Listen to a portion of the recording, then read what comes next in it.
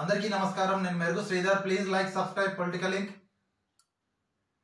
BRS భవిష్యత్తు ఎలా ఉండబోతుంది అంటే నభూతో నా భవిష్యత్తు అనేలాగా ఉంటుంది. ఎందుకంటే బీఆర్ఎస్ పార్టీ మనం ఇంతకుముందు మాట్లాడుకున్నట్టుగా అది కుళ్ళిన మేడిగడ్డ పిల్లర్ లాంటిది.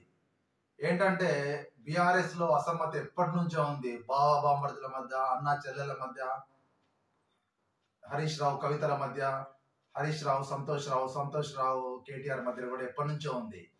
బీజేపీ ఇక్కడ బీఆర్ఎస్ ను చావు దెబ్బతీసింది. అంటే మనకు తెలంగాణలో ఒక సామెత ఉంది, పొట్టోని పొడుగోడు కొడితే పొడుగోడుని పోషమ్మ కొడుతుందని. ఆ విధంగా బీజేపీ ఇక్కడ బీఆర్ఎస్ నాశనం చేసింది. త్వరలోనే ఆ పార్టీ 3-4 పార్టీలుగా చీలిపోతుంది. అందులో ఎటువంటి సందేహం లేదు. ఒకటేమో కేటీఆర్ వర్గంగా బీఆర్ఎస్ కేటీఆర్ వర్గం, బీఆర్ఎస్ కవిత వర్గం, బీఆర్ఎస్ హరీష్ రావు వర్గంగా చీలిపోతుంది. దీన్ని బట్టి మనం చూస్తుంటే చాలా ప్రాంతీయ పార్టీలను చీల్చి బీజేపీ అక్కడ తన స్థానాన్ని సుస్థిరపరుచుకుంది.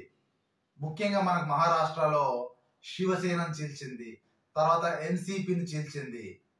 ఇట్లా ఎన్నో రకాలుగా ఎన్నో పార్టీలను కూడా చీల్చి బీజేపీ ప్రాంతీయ పార్టీలకు అడ్డుకట్ట వేస్తూ తన స్థానాన్ని సుస్థిరపరుచుకుంది.